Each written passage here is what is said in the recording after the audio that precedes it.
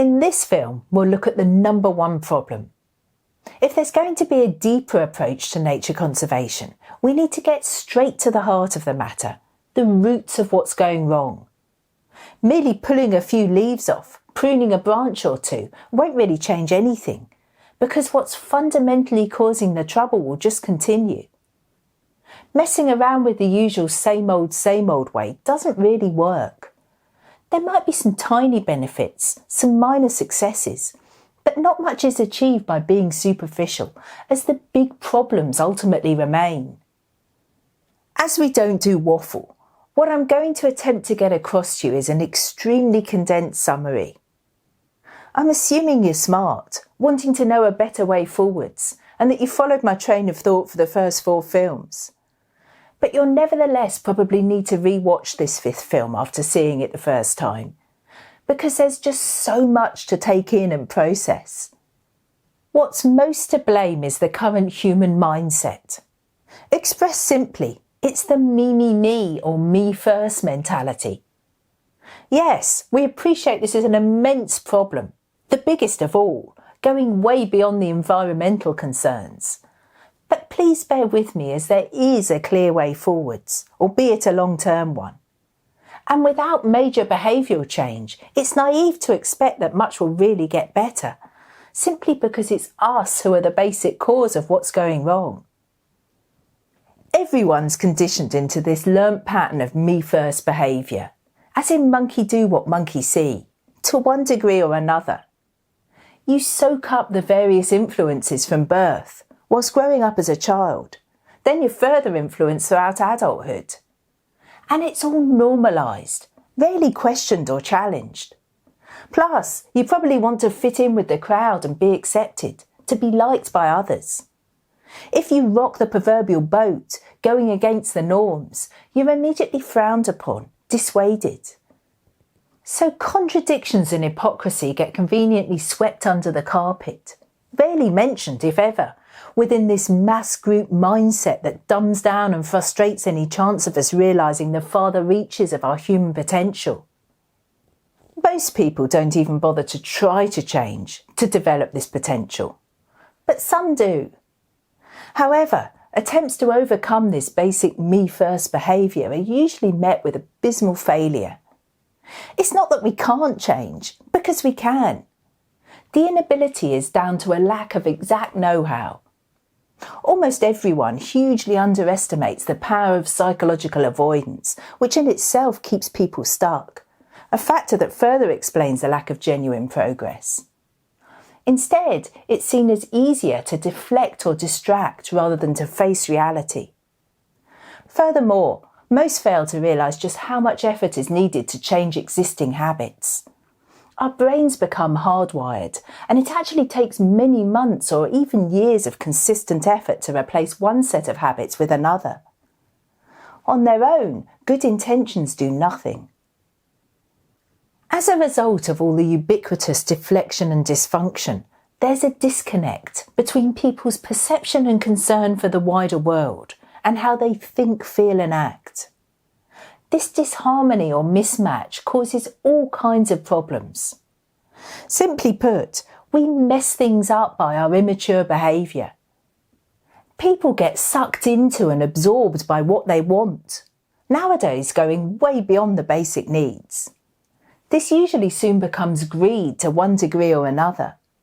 Consumerism escalates, aiding distraction as a means to avoid anything that's emotionally uncomfortable or too stressful. This commercialism gets seriously worrying when billions are indulging in this I want more behaviour. And they think they deserve it, feeling as if they're entitled, having sold their souls to the rat race doing a 9 to 5 or whatever. It's an outlet, a way to cope, to justify an otherwise meaningless existence. So it won't be easy to talk people out of this mad merry-go-round. The core problem of me is responsible for almost all types of suffering and troubles in the world. To solve all of this dysfunction, nothing less than a complete overhaul of the current human mindset will do.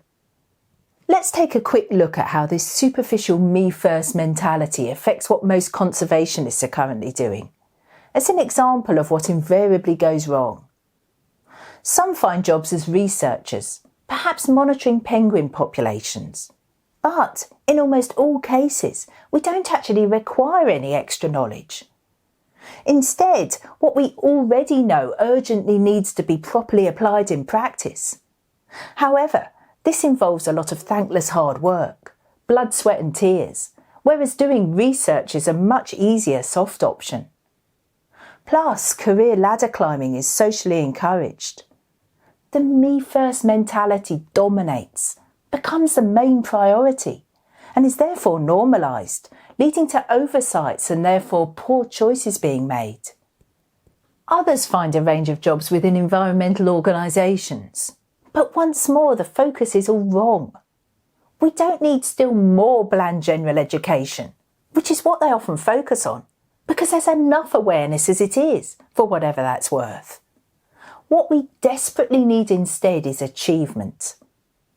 As we saw in film number 3 of this short series, there's the problem that a huge amount of any funding budget is gobbled up by staff wages, offices and admin costs. What little remains is then spent on yet another round of educating the public. If you do somehow manage to suss out that not much is being achieved, you probably nevertheless keep quiet because at least you've got a job in conservation. Career opportunities are a lot less common in this area than university staff imply. Again, it's a simple matter of what you want, coming before what's really needed to make a genuine difference. To be crystal clear, it's nonsense to dismiss this I want or me first mentality as normal human behaviour, somehow attempting to justify what's going on as if it's fixed in stone. It may be normalised and firmly entrenched, but it's nevertheless only learnt habit, so we can change and grow up. Unlocking and unfolding our human potential is an option. The opposite to a life of self-preoccupation or self-obsession is thinking of others, to care for the wider world in which we all live. But there's something here that's invariably missed or conveniently overlooked. This broader caring can't realistically happen to any meaningful depth if it's merely bolted on to the existing problematic me-first mindset, because the normalised self-serving mentality will always ultimately dominate. You need a worthwhile dream, something big, then a vision for how you can make this dream become a reality. Crucially, you also need to learn a high degree of capability, step by step, so as to grow into an effective tool for change. And that's despite the fact that most people who care are actually not that capable. They're a long way off from knowing or achieving excellence, which is what's been missing. We've identified 16 key factors that add up to being the best you can be. Meaning and purpose plus vision are 2 of these essential key factors. But you need the others too, such as being prepared, grasping opportunity and working hard, and to never give up. All 16 of these key factors are absolutely important. But it's service before self which takes the focus off yourself onto the outer, bigger, worthy cause.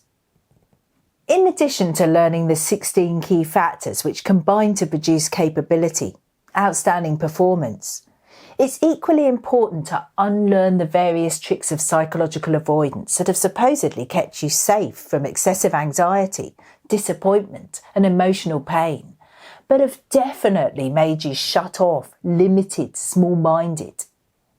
Existing weaknesses have to be identified and gradually replaced with strengths.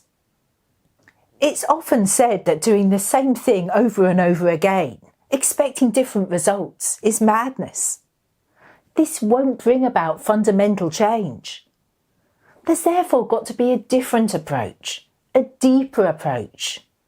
And that's what we're calling for. We're proud to be different. It's not always easy being pioneers, but someone, in fact a number of someones, have to break the mould, finding a better way forwards. The scale of what we're suggesting here is easy to underestimate. We've previously described the task of bringing about this fundamental reform in behaviour as being almost impossible. Getting billions of people to change is more than daunting. But it can and must be done, individual by individual. Self-transcendence is a realistic and achievable goal, if you know what you're doing. It will signify the next step forward in human evolution. I'm not going to explain more, because we've already made a series of 42 films as a comprehensive outline of what's needed to achieve this necessary shift. The fact that no less than 42 films were needed should help stress that this isn't a fluffy or quick fix matter. The last of these 6 What Will It Take films should obviously be next on your to-watch list.